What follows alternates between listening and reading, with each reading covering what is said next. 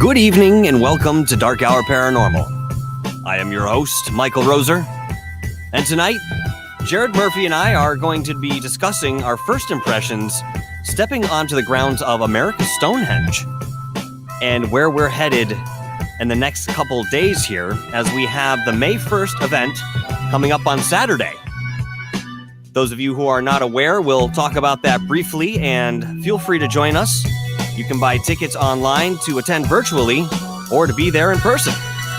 And we would love to see you in one capacity or another because Jared has some incredible things to share with us with the lecture that he will give on that day. And of course, we're going to dive headfirst into what we understand to be America's Stonehenge. Folks, this is going to be a fantastic weekend, and I am very glad that you could join us all this evening for a very short show. We're going to keep it short. We've got Wreaking Havoc with Center of Light Radio, Keith Anthony Blanchard, and he'll be talking about what he's been going through as you guys have been following him as well. So we're going to keep it brief, but we're going to give you the update. And of course, like I said, our first impressions. Very quickly, I want to say hello to a few people who are in the chat. Cashew Gesundheit, hello. Thank you for joining us. Dr. ZZ Smith, good to see you, brother. Coral Ann, thanks for stopping by. Appreciate seeing you here as always. Sir Wolf 67, good to see you, brother. Aotaria. I always mess this one up. You know who you are. Atoria. Aria. Sesquak. Okay, we're going to go with that. Lori Oliphant, thank you for joining us tonight. Hey, listen, I saw after the fact that you had thrown up a $5 super chat on the live stream that I did last night on American Stonehenge, and I didn't see it in the live because it was raining and I was trying to just kind of navigate myself around the dusk. So I want to thank you personally right out the gate here. Thank you so much, Lori Oliphant, for your $5 super chat that you sent in yesterday. It was a super sticker, actually. Guys, go check that episode out and check out the super sticker. Pretty cool. Scotty B, good to see you here. JP, Base Senior. Okay, good to see you, my friend. I love when you guys change your names, like, or I should say, not unlike Offworld Atom. Good to see you, brother. Tracy Hill, nice to see you here. And I think I might have caught everybody for the moment. And if that's the case, we're going to get going because, again, we're going to keep this somewhat brief. If I haven't said hello to you in person here, I've certainly said hello in the chat. Alien Girl 111, good to see you. I'll be on her show, not this Saturday, of course, but the following Saturday. So go ahead and mark that on calendars. But without further ado, because I can get a little loquacious at times, I want to give Jared a few breaths in here. Jared, how's it going, my friend? It's another rainy day in New Hampshire. Yeah. Again. It is, isn't it? Patrick Vaughn. Oh, my Bring God. Well, we made it through last night. We made it through. Yeah, well, you were the smart one.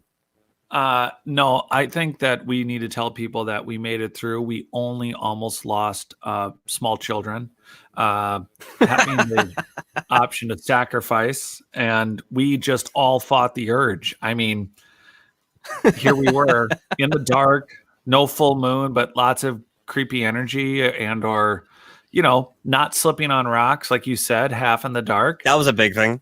Yep. The dusk part was good, but then as it got dark, it was dark. And I would say the same exact thing. and was it just me, or was the llama or was the alpaca extraordinarily quiet, like they were listening? They were very quiet, even on our entrance there, as they stone gazed us. I didn't see a breath or movement about them, but it was like 3 or 4 of them. I think I saw standing at varying heights, just fixed. I'm not saying I speak alpaca or I'm an alpaca whisperer, but I looked at one and it said, "I will cut you if I get out of this pack." I will.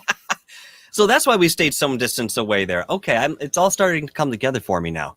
Well, especially when they have barbed wire, razor wire on top of the kennel or on the fences. I mean, how dangerous are these alpaca? Yeah, that's a good point. And I don't know. You brought this up the other day. Do they spit like camels? I don't know. Yeah. I hear they're friendly, maybe, but I only know them from The Emperor's New Groove, and I don't feel like that's solid science, being a Disney movie. Llama face. If you guys are wondering why we're even talking about this, it's because America's Stonehenge actually has alpacas on site, and you can go ahead and take your trip through America's Stonehenge, come back, and pet the alpacas. It's a great time. Yeah, and so that's a part of the tour. I did get into the museum area today. It is significantly not small, and it has it does have some artifacts, and it does have some archaeological artifacts, and it does have a miniature layout of the main site. So it's worth the stop in. There's definitely some solid gift shop items for those that want to grab something from America's Stonehenge. But the site itself, I mean, it is crazy to get in there at night and for us to show up when we did.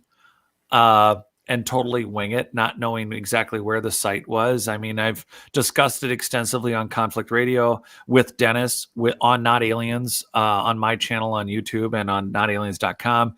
I've talked to Dennis Stone multiple times, and then off air, of course, we're planning archaeological work, myself and Jennifer Deo, and but we've never actually been there. So for you and I to meet when we did, to go through that site, that's just crazy at that hour. It was incredible. I mean, like you're saying, we didn't really have any concrete idea where we were going, just that it was probably up this way. And to be honest, the trek into the woods wasn't as bad. I thought it was going to be longer. Looking at the map and where it's centered in, all that green, I really thought we were going to be in for maybe a quarter-mile hike, and it's just not the case. No, but the site, I mean, he said, I kept getting these texts from Dennis. Jared, I'm really tired. I'm clearing trees. You won't believe how many trees I'm clearing. And he said that it was about 1.5 acres. The main site was 1.5 acres, and they have 107 or 110 total acres at the site.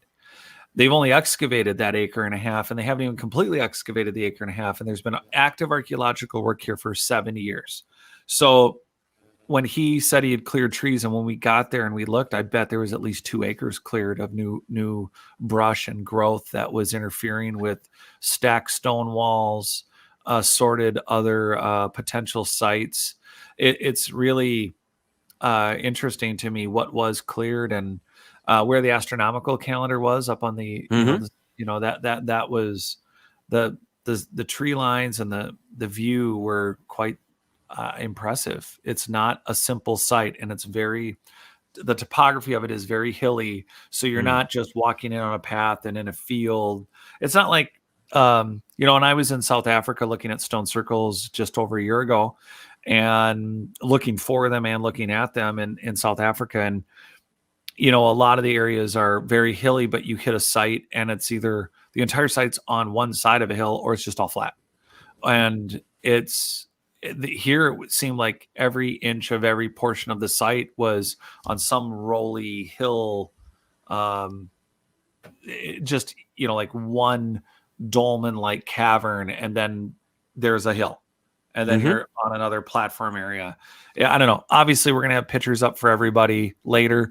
The point right now is for us to introduce you to our first impressions, and we, of course, I'm going to be speaking live Saturday morning. We have a location now. It is going to be at the American Legion, Post 63. That's in Salem. That's 38 Millville Street, Salem, New Hampshire. And that is, again, 38 Millville Street. I guess I could, what do we got? It's 03079 for the zip. So, but that's the American Legion Post 63. And from there, it's only a few minutes away to the site, and we'll be doing the site itself after the lecture. That's on Saturday. And then, of course, we're not done. You had a very different experience than I did in this main site area towards as it got darker, and not that that should matter. But you had some different energy experiences, didn't you? Yeah, it was very, very curious, to say the least. Now, I mean, I won't go too far into it, but to say this, I wasn't going to the site looking for this. In fact, I'm good on going out and searching for the paranormal. That's not something I need to do. And in fact, if you were to press me, I tell you, it's actually quite disrespectful the way that we go about it. But that being said, it wasn't my intention to feel anything really heavy there. Although I did go there with the idea that I was going to open myself up a little bit and see what I could feel off the site itself.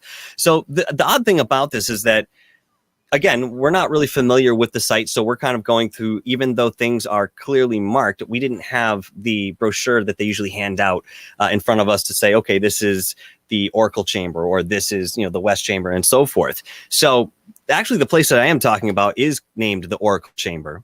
And as I was filming some B-roll, and this was actually a little bit earlier on when I still had light before I went live, I was, combing along one of these walls and, taking my shots, and I came into the small alcove just before you would enter into the chamber itself. And I was very locked into what I was doing and watching, and I turned into it. And as you look on the video, it's dark. And I just take a couple steps in, and all of a sudden I got hit with this wave of anxiety and pressure, almost like it felt like something kind of kicked me in the chest a little bit. And I immediately, I had like took a breath, and I was like, I don't like it here. I don't like it. I could feel it. There was something in there. And I tried to go back in this particular chamber 3 times, separate times there last night, thinking maybe, okay, either if something is there, maybe it'll move. Maybe it's just my mind playing tricks on me. It is dark. It is the longest chamber that is on the site, but I had entered every other chamber that I was able to with no problem and felt just fine. And I'd look into the darkness, and it felt like something was alive in there. It felt like there was something there, again, with some sort of sentience, but it was, you could feel it. So long story short, I did not go in that cavern, and I'm actually kind of disappointed because the reason it's called the Oracle Chamber, it is in place or in line with what they believe to be a sacrificial table. And the idea was that you would go underneath in this chamber, and there is a tube that you would speak into that would go underneath the table. And as I mentioned before, it's an astroacoustic configuration wherein the acoustics are actually built into the construct. So again, a priest would stand on the bottom. And another thing too, I noticed that some of the audio was cutting out on my feed as I was going through, and it wasn't just on the live either, just the audio though, nothing else within the video. Yeah. So that, again, another weird anomaly. But long story short, that's what they would do, and perhaps chant out the ritual while they were performing whatever deeds in tandem with the voice. So a really interesting construct, again, in the way of acoustics. I think that's really incredible. And perhaps this was some preliminary understanding, or understanding after certain information had been lost when, different civilizations built these on grander scales, such as Colosseums and so forth. But that was my most intense part of the experience. I mean, I had a fantastic time, believe me. Jared, what about you? When you first walked on the site, did you feel anything at all, or were you more intellectual and cerebral in your approach? I like how you platform that for me. So and I think everybody knows that I'm all about, when I say genetic memories, I don't just mean stored memories of other people or other lives. I think there are different ways. And, we've talked about the Blinky board. The reality is that there are different ways that people, either they call it paranormal, they call it spiritual. And it's not that, and here's the distinctive line. And we haven't had time to do a show that was strictly, say, spiritual. Mm-hmm. There is a distinctive spiritual realm of things, but there is also, I think, a lot of banging on the Blinky board, which is, we have a very high-tech past that involves biological technology. And we think of that as external. We think of it as an implant, or a nose reconstruction, or everybody's waiting for me to say boob job.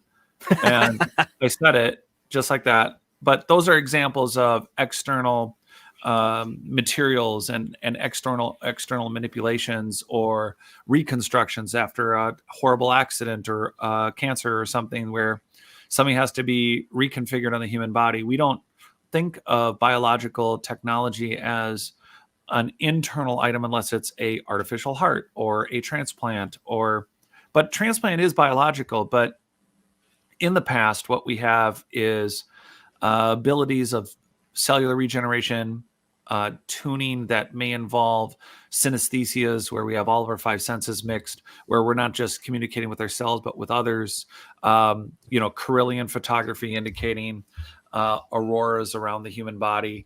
The reality is that there's a lot of different ways. I'm prefacing all this because there are ways that people experience paranormal, spiritual, and ancient lost high technology, which could just simply be biological electronic switching at the cellular level within the human body, connected with whatever's left of our ancient lost engineered soils, and whatever's left with our ley lines, whatever's left sparking and firing on empty.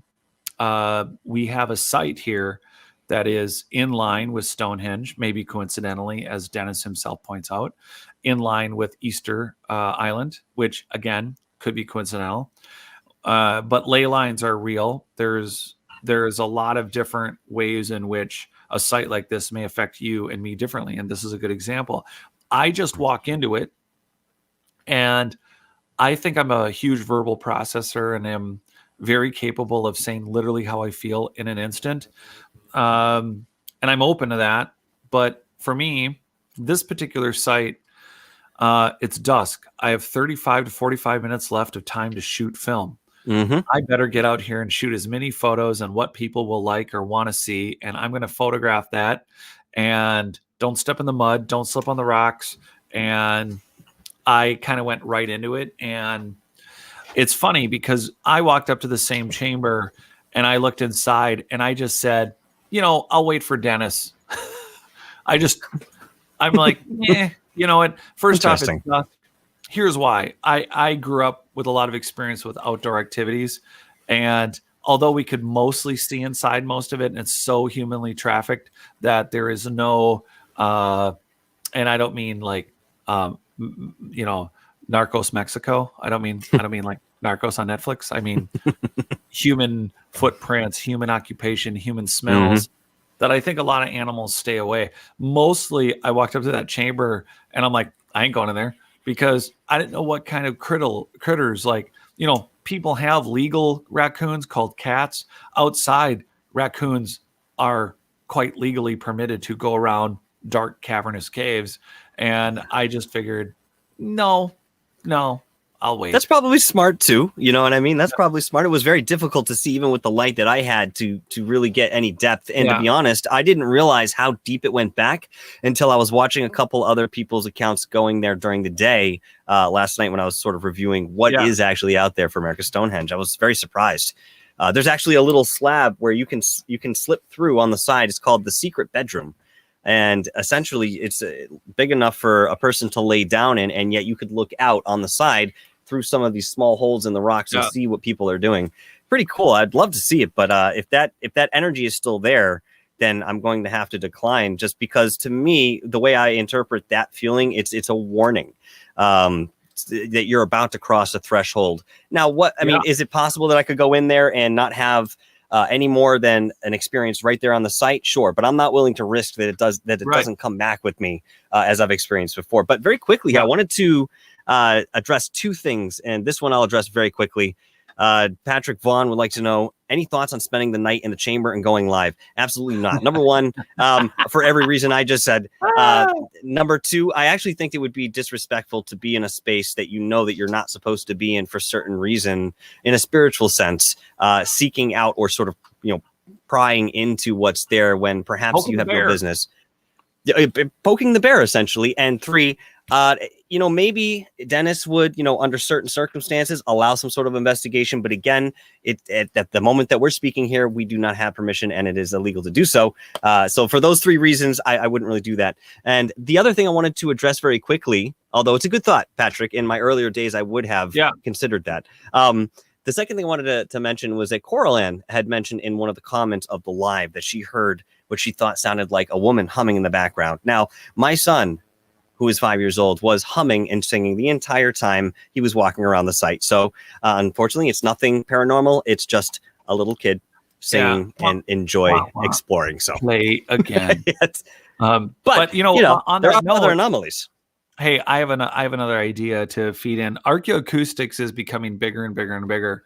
And one of the things that needs to be considered along with the Blinky board, it's not about the Blinky board description is not there for people to dismiss an experience. It's there not to just discern it as something that isn't what you're experiencing or ancient. It's ancient lost high technology, and it's plugged into our DNA. It's part of our DNA. It's part of what we are.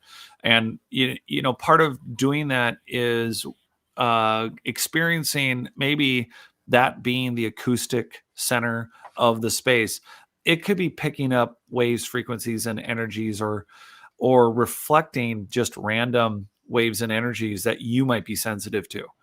And so based on its direction, based on how it's lined up with the external platform and, sacrificial, what they're saying, slab, well, it could be anything. And the reality is that whole chamber and its, massive stone construction could easily be reflecting something that you're hearing and I'm not. I just described myself to being a dog or not a dog.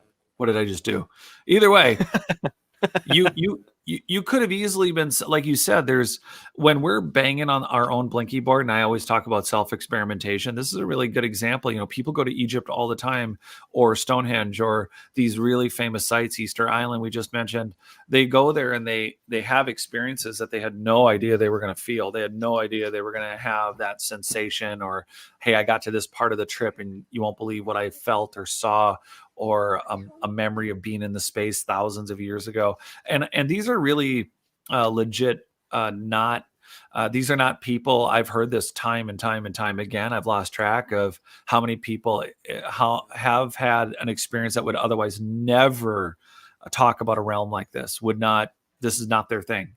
And yet they've had completely legitimate experiences. And I think that for those of us who are more direct and willing to embrace it and research it, therein lies the difference. I don't think we're any different than anyone else. It's just, if you're willing to actively pursue these experiences, they're going to add up. And the whole point is to be some sort of, I know I personally would never go down the ayahuasca route, but there are people who do it, and I respect them like I would any astronaut. They're going down a plane of consciousness, or maybe they're just tapping it like you would a steroid to do, to accelerate your weightlifting or your sports training or something. There's still an acceleration going on and a reactivation of something that, other than practices like Wim Hof or Stig Severinsen's breathology, there's very few ways outside of the esoteric Uber 3,000-year-old hasn't really gotten us anywhere. I mean, my opinion, compared to Wim Hof, which he's teaching to everyone, versus, Tibetan Tomo, that, it's secret and it's been done the same way. And, they could, whatever. So here we are with, two different sets of genomes walking into a site that, I was basically barefoot, and yeah. Yep. Yep. Yes. So I got my feet on the rocks, and I definitely know, we all know that when you're connected to the ground, there's an actual electron exchange. And, we didn't have any, like you said, if we went back with equipment and spent the night, I had a Google calendar that showed that the height of the moon for the planet was going to be 6:30 a.m. And I realized I had, whether it was the moon or whether it's the vibrational, however we're going to put into any exoplanetary frequency wave experience. I think we need to have other measuring instruments available to see what that turns into. But let's talk about this for a moment too. Let's talk about this for a moment too. Let's say that it isn't necessarily paranormal. Okay, we'll just jump the gun on that. Okay, perhaps because this is a very significant site in respect to astrology, and perhaps they were doing something even more with magnetics that we're still learning about. And again, the detail that they could have gone into is perhaps invisible to our research right now. It's possible, okay, that in one way, shape, or form, that particular spot where the chamber sits might just have an EMF spike. And, that's something that we could obviously measure outwardly, but then again, we'd have to go back into much more to just, decide where it comes from. That being said, if it was a constant that was there, I think that most people who walked into that space, given that it is more of a scientific explanation, should be able to feel it in a consistent way. The fact that I would feel something like that, and then perhaps you would walk over there, you don't feel the same thing, I'm lended more towards what you're saying, but I'm willing to entertain that perhaps this has to do with ley lines or earth magnetics based on where the site is and whatever took place there. I mean, people charge an area with your activities, with your thoughts, with your existence and presence in a space. You charge that area for better or worse. So, I'm willing to believe that even if there is something sentient there that I felt, it may be product of the culmination of what has happened on that site, not that it was an independent entity that found its way there. Yeah, I agree. And it could be individual. It could be residual energy from groups of people. It could be over lifetimes or thousands of years. It could be a focus point because of where it is. And it could be something that's just being relayed to that location. And that's why all these fields of research are important. We all have to be ready to be wrong. You can have a belief system without worrying that it's going to go. The belief system itself shouldn't be what's holding your faith in the universe together.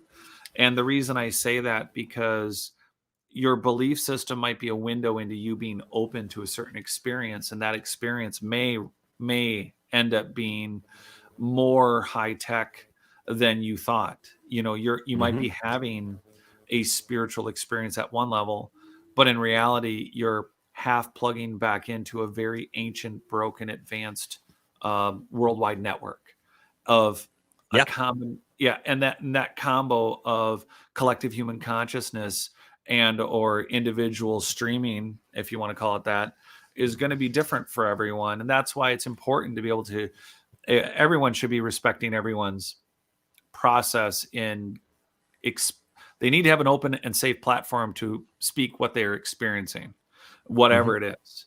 And then from there, it has to be discerned. Is it an internal memory of your personal experience? Is it a stored genetic memory of someone else's or past experience? Are you banging on the blinky board enough to get a collective human consciousness response? Those are all possibilities. And then sites like this that are at least 8,000 or 9,000 years old and likely older. What's the question? It begs the question. Well, are you clicking back into the remnants of those auras or that field modality of what's been developed in that area? Is it constantly evolving and changing as the poles shift on the planet? Are there stagnant toroidal magnetic, fields that don't change but change because of the current existing life force there? And these are all the questions I have. And no, my brain doesn't shut off. And yes, I keep asking these questions, and that's why I'm keeping on with the writing program. Sounds fair enough to me. Before we run out of time here, I'd like to cover a couple things. This is a video that I was telling you about that I'll share. It's a 3-minute video. We probably won't watch the entire thing, but it depends as we're going through here. Yes, you will hear my son humming in the background. So yeah, once again, Brandy, here we go. That being said, this is a little walk around, and it's B-roll that I was shooting before I had another idea what I'm going to do, but I may still incorporate some of this in here. But that being said, you're going to get the mood from this video that we were kind of ensconced in when we were there. It was very nice. I'll be honest, as I mentioned on the live, there were parts of that area just felt very peaceful, perhaps serene in the energy that was there. I felt really nice, but it was only that one spot, just the one spot. So, not to make that a focus, but again, it's just something interesting. And yeah, you're going to hear some anomalies in the audio, but maybe it's a frequency overlap. I'm not sure, but it's the first time I've heard some of these things. We're 20 hours out from this. So this is really raw footage for everyone who's this is very raw. Absolutely. Let's see if we can get it to play. There we go.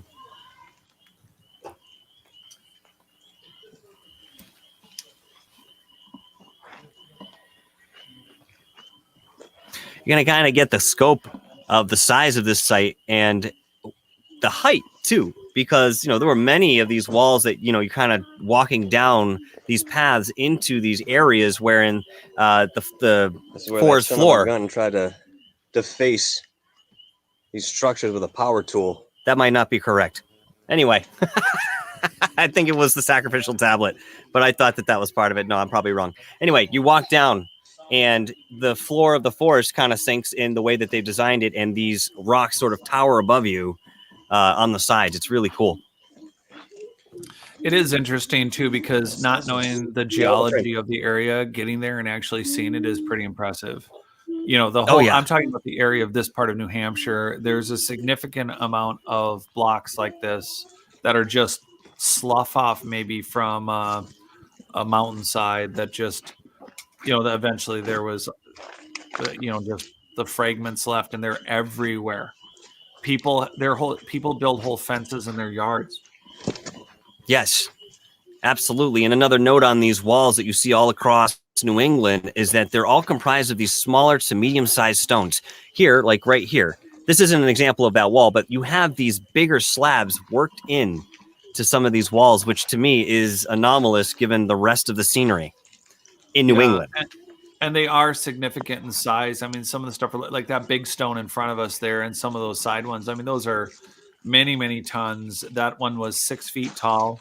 That tall one in the corner that you passed a couple of times. These spaces are not small. I think it's huge.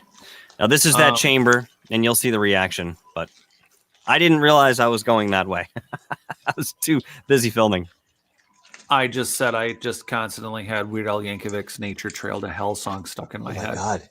Yeah, there's an orange right there on the left. That's an orange. I didn't see it. I don't like it in there. I don't like it. I'm not going in there. I don't like it in there. It was literally just a defensive reaction. Me talking. What that was. Don't go in that chamber. You know, and if your daughter hadn't walked by, I would have loved to have just claimed that your son was a little forest gremlin that just with that long sweatshirt, he kind of looked like it. Yeah. So here's the anomaly, real here in the volume. You hear that frequency? It gets louder in a moment.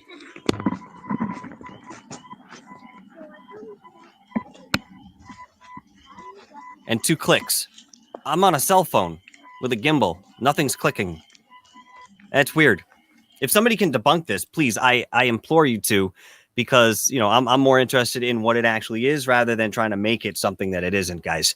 And I think some of you who've been following me should know that by now. But there's an overview of just like part of the internal main site. Of course, it's much more expansive. And when we go through this, this was just a teaser. You're going to see a lot more of the site, and we're going to visit some of these stones that actually represent, you know, the summer equinox, winter solstices, and so forth that go right in line with the entire site. It's not like one part of the site is astronomically aligned. The entire site is. Yeah.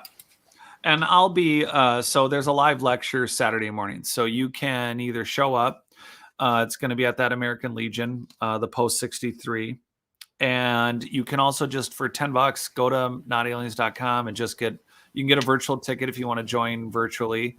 If you want to pay $29.95, that helps a ton. It gives you 6 months on notaliens.com of all the private membership access. There's a lot of cool photos and a lot of great interviews that are there that are just for members.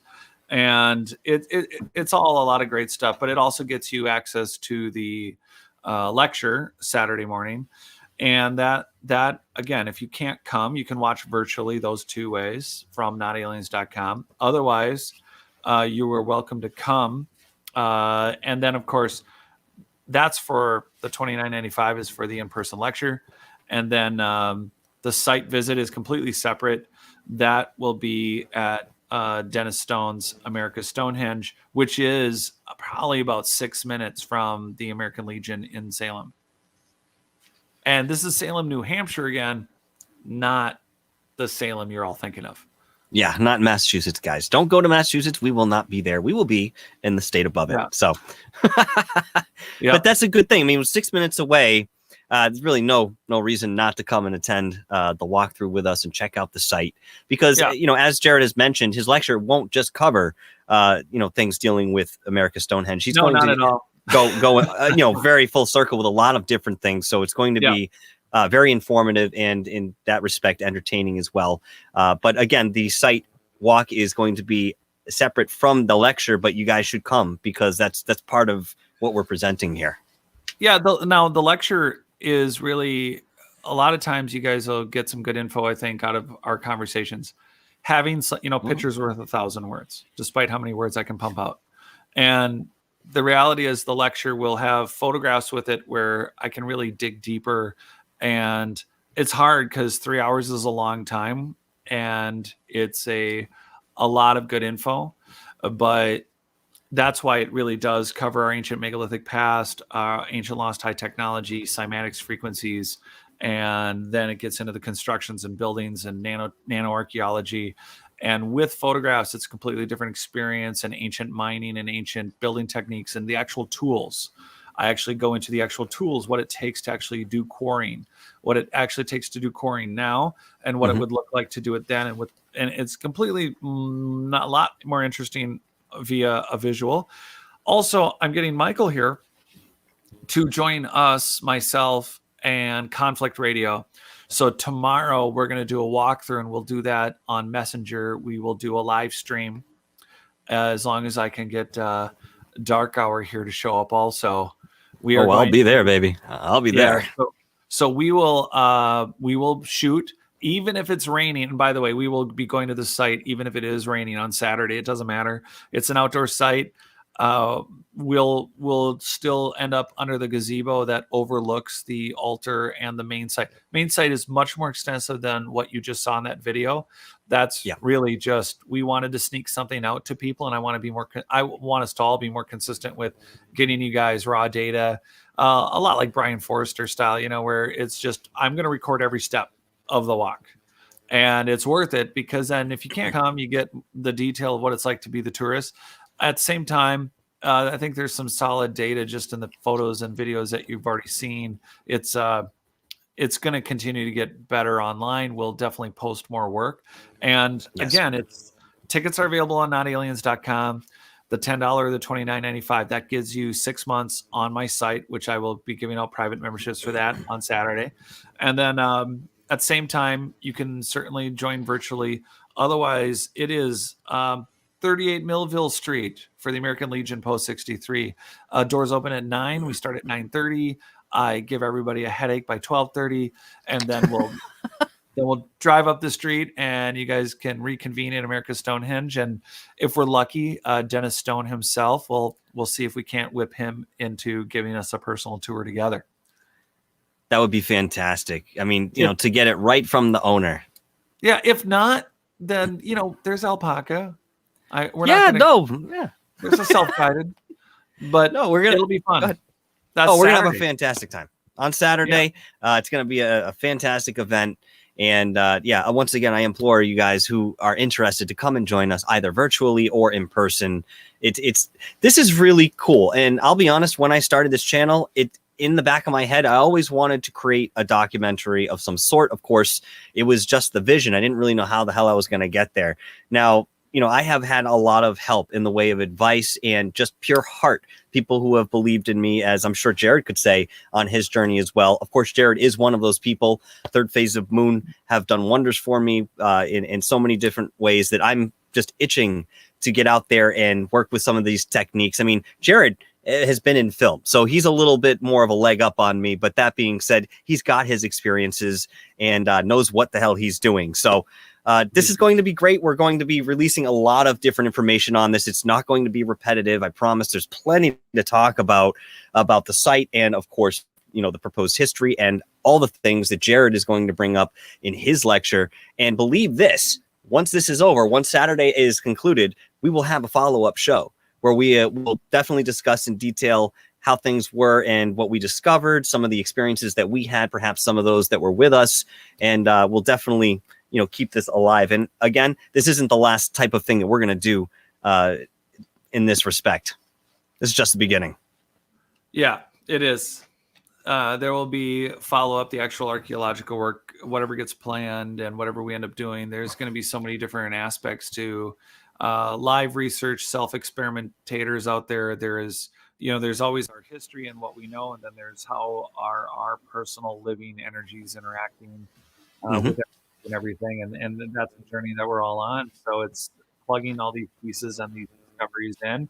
Start with shows and our general dialogues and the research we find and the follow-ups, and the future is one giant spiral staircase up. 100%. 100%. That's where we're going, guys. We're ascending. Y'all thought it would be something spiritual. No, we're just getting a lot of information going. We're getting smarter here. Yep. That's But- right. Send So- us money. Yep. So once again, folks, if you're interested in this event, either virtually or physically, and you have any questions, do not hesitate to reach out to Jared at notaliens.com or myself at darkhourparanormallive@gmail.com. And we'll fill you in with whatever you need to do. I did have an inquiry about this site being handicap accessible. While I know that they have some accommodations, the site itself is not necessarily conducive to a wheelchair. Crutches, you might be able to get around, but again, we're walking in the woods. This is on rough terrain for what it's worth. The rocks have been worn from many years of perhaps, water coming through and people traipsing through, if this is a site that's been inhabited. So there's the wood chip path. I mean, you can definitely get to the parking lot. You can definitely get through the visitation center. You can definitely get up the path to the start. But there's a point where I don't think the path into the actual main area or up to, Mystery Hill, I don't think it's I think crutches would be probably easier, but it's also been raining now for over a day straight. Yeah. And so there's definitely firm ground because it's heavily filled with granite, but the areas that have become muddy are I don't know what it's going to be like by Saturday, but to me, it seems like an area that dries up quickly, but it just depends on where your adventure meter is. No. Well, it's supposed to be a shining day tomorrow. Beautiful sun and nice out. So hopefully that will dry up some of whatever the rain brought out there. But by and large, we're very excited to get back out there and continue our work since we first set foot on there. But that being said, folks, I did promise it was going to be a short show. Go and check out Wreakin' Havoc and Keith Anthony Blanchard on Center of Light Radio for the show that they're going to be doing here, the interview that they're doing. Fantastic stuff, guys. And thank you, Jared, once again for being here. I mean, we're pretty much partners in this entire thing here, so it's silly to sort of thank you, but at the same time, I always respect every guest I have. I don't care who you are. So I appreciate that. Ball and chain. Ball and chain. Well, thanks, guys, for joining us as well. We just, again, wanted to give you the update. And once again, we hope to see you out there on Saturday. So we're going to close out. I'll see you in just a moment. Yep. Guys, we'll see you tomorrow at some point. Keep your eyes out because the lives will be flying. All right. With that being said,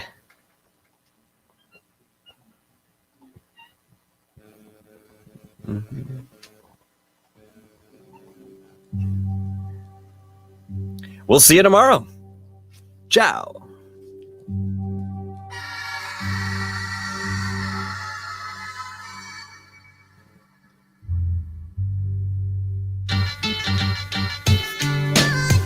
Blue chicken.